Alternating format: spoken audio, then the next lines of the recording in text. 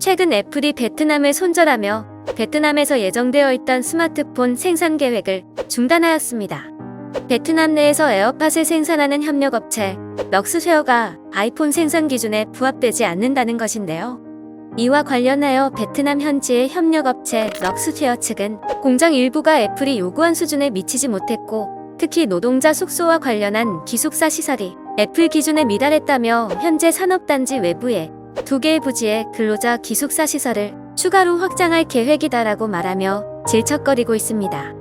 바쁘시겠지만 구독과 좋아요 한 번씩만 부탁드리겠습니다. 현재 미국은 미중 무역전쟁과 중국으로의 기술 유출을 이유로 자국 기업들을 중국에서 철수시키려 하고 있습니다.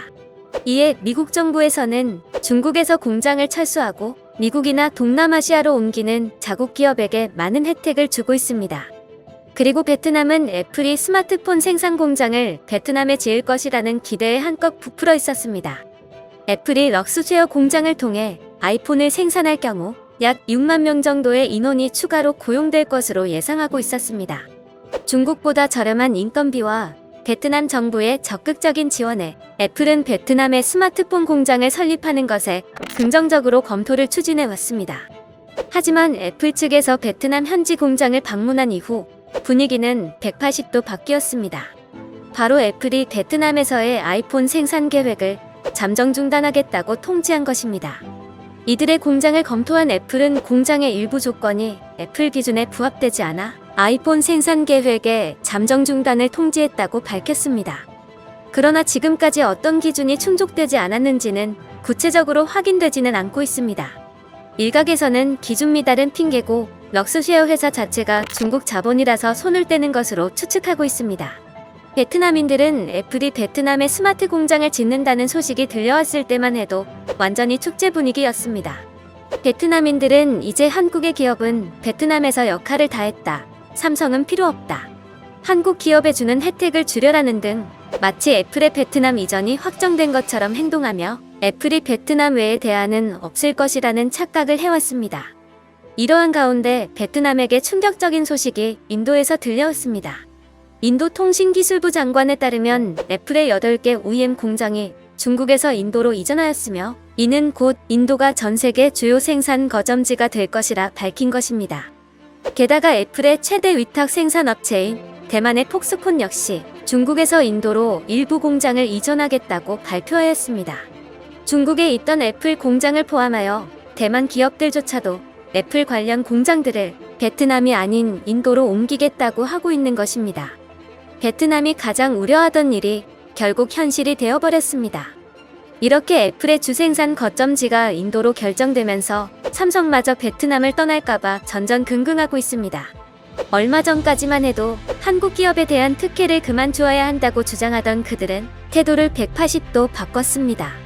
삼성이 베트남을 떠난다는 말이 나오자 지금보다 더 많은 혜택을 주겠다는 것입니다. 베트남은 현재 삼성전자 가전복합법인에 대한 세금을 면제해주는 법안을 추진 중입니다. 해당 정책에 따르면 기존의 삼성전자 복합법인은 제조업체로 등록되어 있지만 수출 가공업체로 업종을 전환하면 관계법령에 따라서 수출입 관세를 면제받을 수 있습니다.